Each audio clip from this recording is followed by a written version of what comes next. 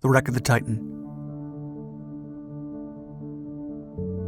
On a chilly April night, the world's largest vessel, deemed unsinkable by experts, was floating through the ocean with 2,500 peacefully sleeping passengers aboard. However, after its starboard side suddenly struck an iceberg while moving at 25 knots, the boat sank quickly. The story sounds familiar to anyone who has ever heard of the Titanic. However, this isn't the story of that 1912 disaster.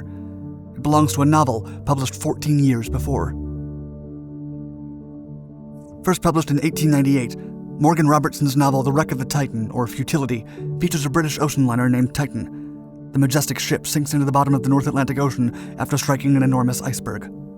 14 years later, the Titanic sank, taking the lives of over 1,500 people. The similarities between the fictional ship and the fate of the Titanic are eerie. First of all, both British-owned ships share similar names, Titan and Titanic, and sank because of an iceberg. The length of the fictitious Titan was 800 feet, while the Titanic's was 882. The speed at which the Titan was sailing when it hit the iceberg was 25 knots. The Titanic's was 22.5 knots. They were both hit on the starboard bow at around the same time, midnight. And although they both had the capacity of hosting 3,000 passengers, the Titan held 2,500, while the Titanic held 2,200. Both ships sank in the North Atlantic Ocean, around 400 nautical miles away from Newfoundland Island. Robertson's story even predicted the deadly lack of lifeboats and the approximate location of the ship. There were some differences between the stories, but not many. For example, the Titan sinking left only a dozen of survivors, while the Titanic left 705, and the Titan capsized before sinking, whereas the Titanic tragically split into two pieces. Robertson's novel doesn't focus solely on the Titan ship. The story's central plotline revolves around a naval officer who rekindles his spirituality, reclaims the love of his life, and battles PTSD and alcoholism after the Titan's sinking. When the Titanic sank 14 years after the novel's publication, some people credited Robertson with precognition and clairvoyance, which he vehemently denied. Nevertheless, the tragedy brought great fame to the book, and it was republished several times. Modern scholars attribute the similarities to Robertson's extensive knowledge of shipbuilding and maritime trends due to his real-life experiences. Coincidence or not, the similarities are uncanny.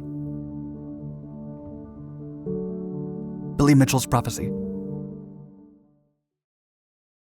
Decades before Japanese military officers decided to go to war with the U.S., a Milwaukeean soldier anticipated a significant conflict between both countries. William Billy Mitchell was born into a military family in 1879. He first enlisted in the Army for the Spanish-American War and later fought in World War I in the European theater.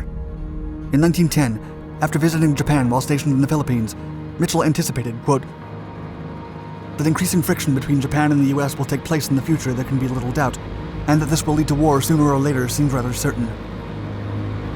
A decade later, in the fall of 1923, Mitchell, who was by then an assistant chief of the Young Army Air Service, was sent to the Pacific on an inspection tour. When he returned, Mitchell presented his superiors with a 324-page report in which he predicted a future war with Japan. In his statement, he specifically singled out the vulnerability of Pearl Harbor in case of a surprise air attack. Mitchell even predicted the time and location of Japan's 1941 sneak attack on U.S. forces, writing, quote, bombardment, attack to be made on Ford Island, Hawaii at 7:30 a.m. Attack to be made on Clark Field at 10:40 a.m. In his statement, Mitchell also voiced his opinions about the inadequacies and obsolescence of American Pacific air and land defenses. He proceeded to describe several potential scenarios of how these attacks could occur. These opinions caused a furor in the War Department, who considered Mitchell to be insubordinate. Mitchell was so confident the airstrikes would occur that he was court-martialed in 1925 for railing against military leaders. Due to their failure to invest in aircraft carriers, Mitchell accused them of treasonable administration of the national defense. It turns out Mitchell was right, although off by a couple of decades. By the time the Imperial Japanese Navy bombed Pearl Harbor in December 1941, Billy Mitchell had passed away. And although the sailor correctly predicted the surprise attack, he did get some things wrong. Notably, Mitchell failed to consider the development of the aircraft carrier. Many details on his report seem unnecessarily elaborate, if not fantastic or science fiction-based, because of his limited knowledge of future technological developments. After all, it is believed that Mitchell was present when the Wright brothers made their first flight. Mitchell was sure the Japanese would attack by using land-based air power, with submarines carrying airplanes to an airfield in the Hawaiian island of Niihau, as well as bombers flown from Midway Island. He also undervalued aircraft carriers, as he believed that these ships were too large to operate efficiently or launch an adequate number of aircraft for a large operation. Today, because of his lobbying and advocacy for the development of air technology, Billy Mitchell is known by many as the father of the U.S. Air Force. Solution unsatisfactory. In 1940, acclaimed science fiction author Robert Heinlein, who is known for making many speculations about the future in his works, wrote a short story titled Solution Unsatisfactory. The story presents the idea of a radioisotope dust weapon that could kill all people exposed and immediately end World War II in America's favor. The US develops a nuclear weapon and, for a moment, is the only nuclear power on the planet. This grand event sets off a nuclear arms race among the other competing superpowers who also want to build their own bombs. At the time, the Pearl Harbor attack hadn't happened, and the Cold War was still years away. Even stranger is that in 1940, the nuclear weapon was still just a concept. Scientists weren't even sure whether such a weapon could be developed. However, nuclear weapons did prove to be real only 5 years later. The Cold War followed for the rest of the century. The storyline of Solution Unsatisfactory doesn't strictly follow the real-life events that happened during the following decades. In the short story, the head of the American nuclear weapons project overthrows the government and later sets up a global dictatorship with monopolistic control of the atomic radioisotope dust weapon. In the end, the narrator of the novel and the head of the weapons project, along with every other character featured in the story, hate the dictatorship and the monopoly. However, they consider the only alternative, a global nuclear war, to be worse. Thus the title of the story. Histor.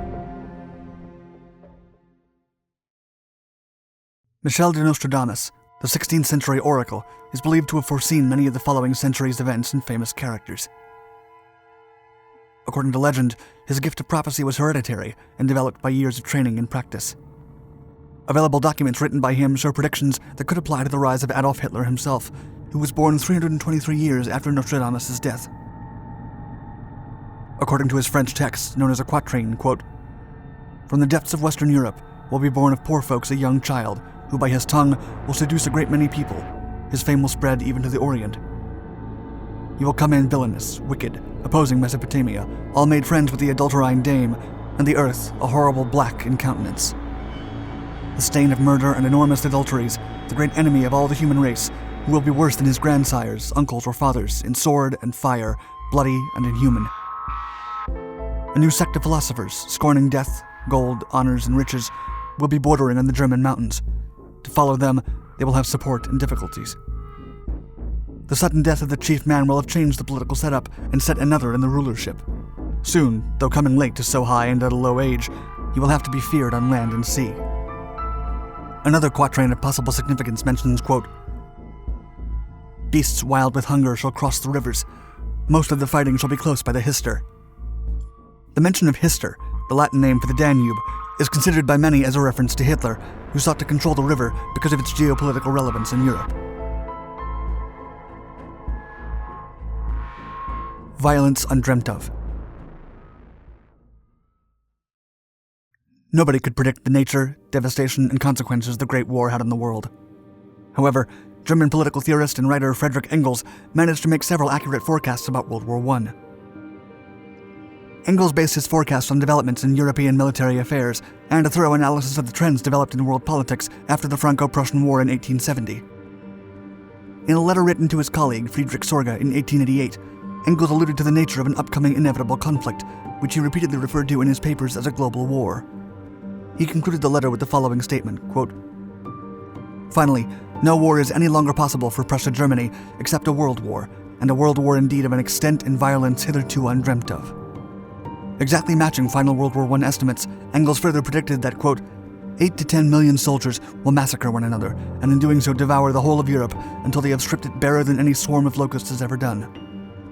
Famine, pestilence, general demoralization both of the armies and of the mass of the people produced by acute distress, hopeless confusion of our artificial machinery in trade, industry, and credit. The writer's forecast materialized at the end of the Russian Empire. After its costly participation and eventual defeat in the Great War, Russia sank into a destructive civil war from 1918 to 1922. With modern eyes, it is evident that Engel's predictions about the scale of Europe's devastations were correct, but not all over the continent. Western Europe, especially the victorious countries, recovered quickly. However, Germany and Russia suffered much more.